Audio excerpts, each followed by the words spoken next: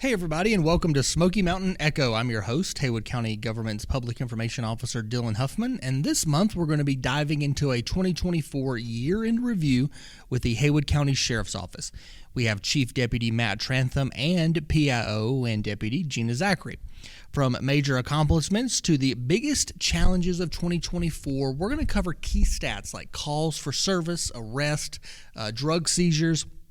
But it's not just the numbers. Community engagement plays a huge role in public safety. So let's dive into that conversation with Chief Deputy Matt and Deputy and PIO Gina.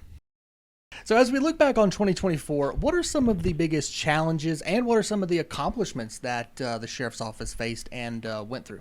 I think if you talk as far as challenges go, I think everything that stands out to most people will be the flood, the response to the flood, post-flood, during the flood, and pre-flood. I mean, we were planning a week ahead of time. I think some of the biggest accomplishments we've had was, one, how well everybody worked together during the flood. The Bearcat that got funded 4 years ago, probably. We finally got that. Explain for everybody what the Bearcat is. It's an armored vehicle. Basically, it will help in response to armed assailants or active shooter events to safely put a team in position to deal with the threat.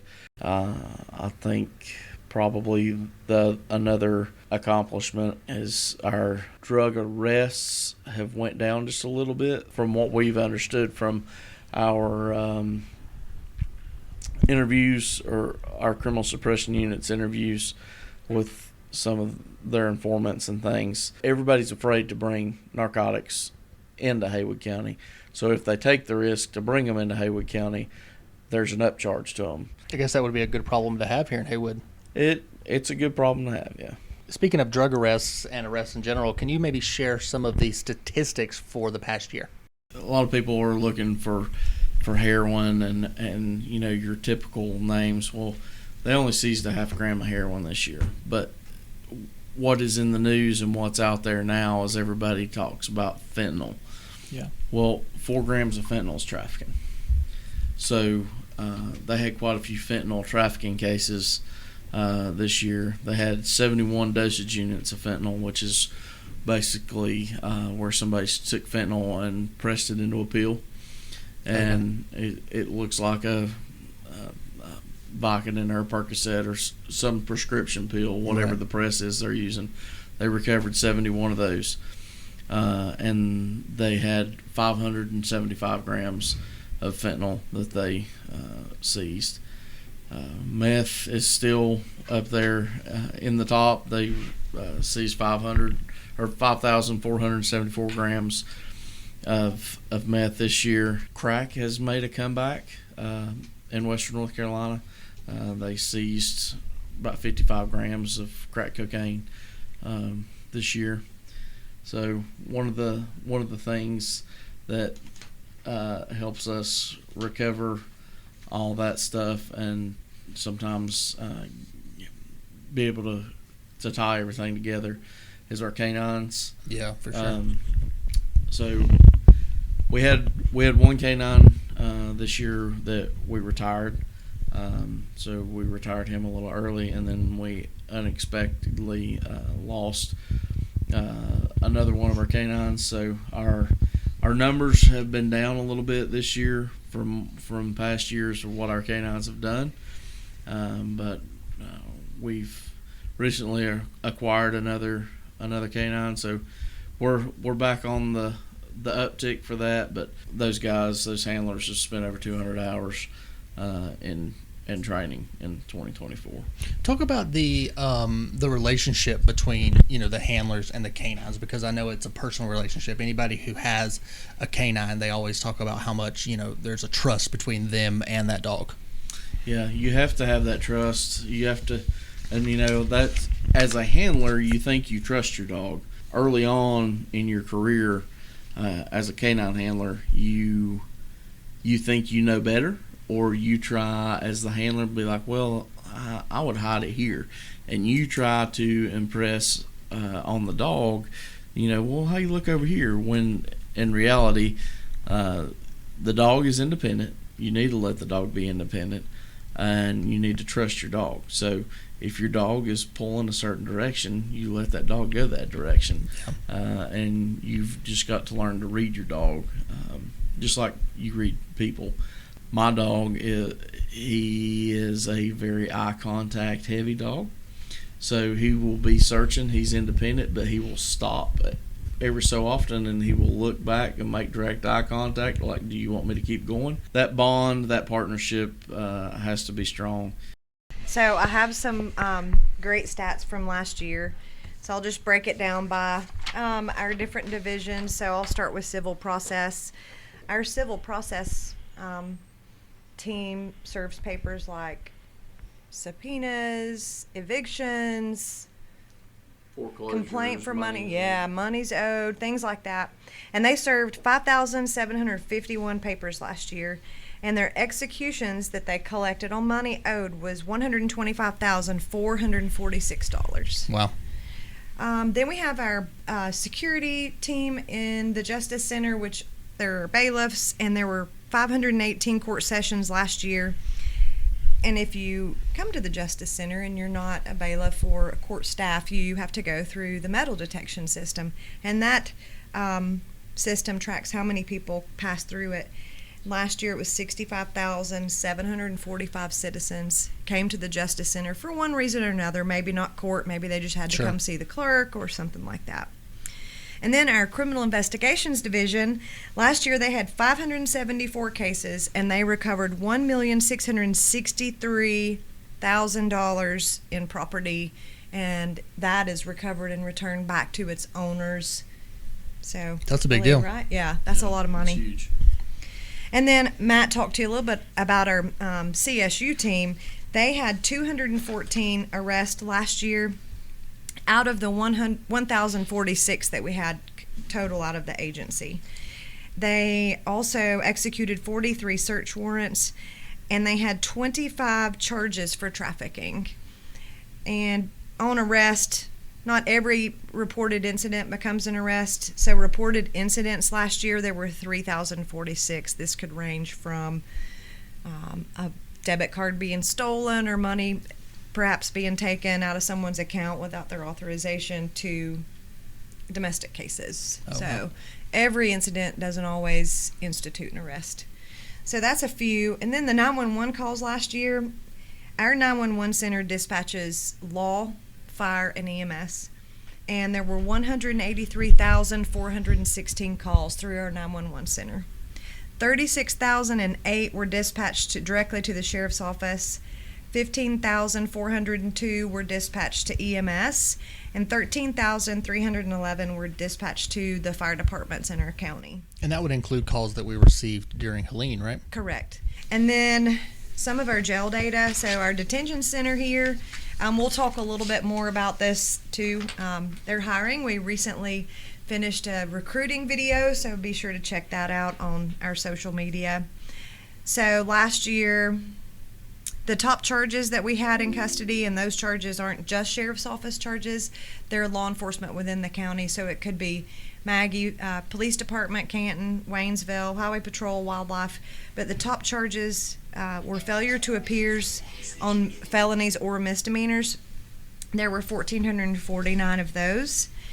There were 277 probation or parole violations, and 245 charges were directly related to trafficking narcotics.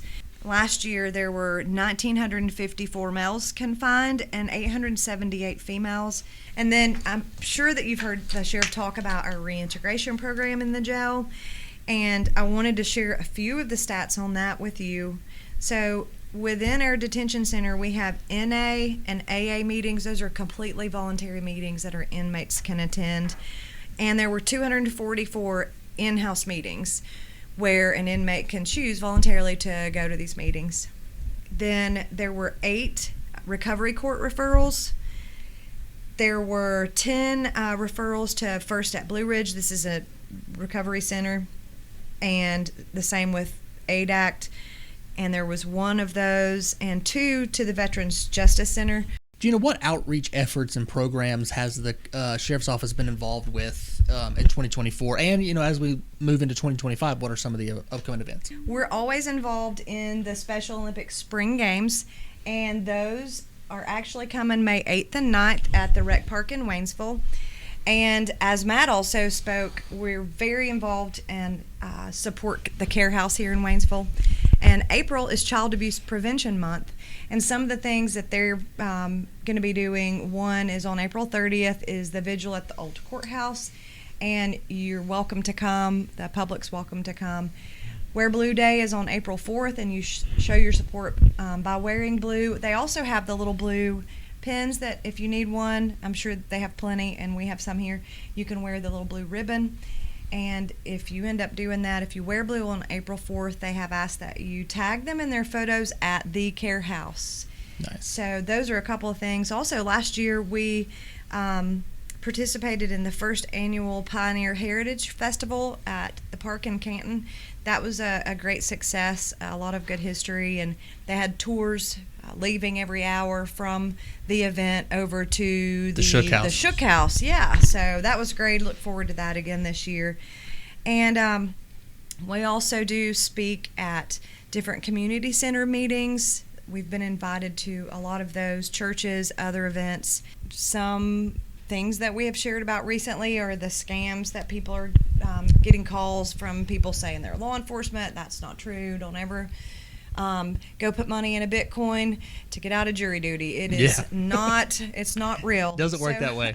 Recently, we've spoke on that throughout the community, and we're happy to talk about anything that the general public's concerned about, or if they just want us to be part of their event, let us know. If there is an organization that would like for the Sheriff's Office to be part of their event or to come speak, how would they go about getting in touch with y'all? Would they just reach out to you? They can call me directly at 828-356-2880, or they can email me at Gina, Gina.Zachary, and it's ZACHARY at haywoodcountync.gov. Awesome. Gina, you touched on it a little bit ago, but you guys are hiring here at the Sheriff's Office. Let's talk a little bit about that, some of the positions you need, and kind of what folks need to do if they're interested in working here. We're hiring telecommunicators, deputies, school resource officers. I mean, we like every other agency in the nation right now are hiring. It's a great place to work, family environment. We are unique in the state of North Carolina. There are very few sheriff's offices in the state that actually have the 911 center attached. Most of the time, most sheriff's offices in the state have the communication center period is separate and apart from the sheriff's office. We're lucky enough to have the 911 center and the comm center all contained here within our building. And if someone is interested in working here at the Sheriff's Office, they go to haywoodsheriff.com. Is that correct? haywoodncsheriff.com. haywoodncsheriff.com. Or they can also find it on Haywood County's webpage. Okay, and that's haywoodcountync.gov under Human Resources. Let's kind of wrap up by talking about how folks who live in our community can support law enforcement, and how can they support some of the efforts that you guys are doing here in Haywood County? I would first say by following us on our social media channels. You can stay connected with us that way, see what we're doing, see some of the events that we're going to be participating in. If you see one of our deputies out, and just express your gratitude. Stop if you see them, stop them and tell them thank you. They really appreciate that more than anything. It really means a lot to them for people in the community to say, hey, thank you, thank you for your service. Sometimes we do have people ask if they want to monetarily support us. Can they do that? Yes, they can. We're not asking for that, but if you feel so led, yes, we do that. We do accept that. And we have people sometimes, they will come and they'll say, hey, we want to give a donation and we want it to go to K9. So you can absolutely earmark it for whatever purpose you want it to be spent on within the sheriff's office. or if you just say, hey, if you have a need, just use it. And if someone wants to do that, they do that in person. They can mail it to the sheriff's office, or they can bring it in person. And like we said before, the website for the Haywood County Sheriff's Office is haywoodncsheriff.com. Their address is 1620 Brown Avenue in Waynesville. Sheriff Bill Wilkie will present their 2024 annual report to the Haywood County Board of Commissioners at the next meeting, which is on April 7th, and you'll be able to find the full report on their website. Whether you're a longtime resident, a newcomer, or just curious about the workings of local government, our podcast is one of your go-to sources for staying connected and informed. New episodes are available the last Tuesday of every month, and you can always check us out on our website, smokymountainecho.podbean.com. I'm Dillon Huffman, and we will see you next month.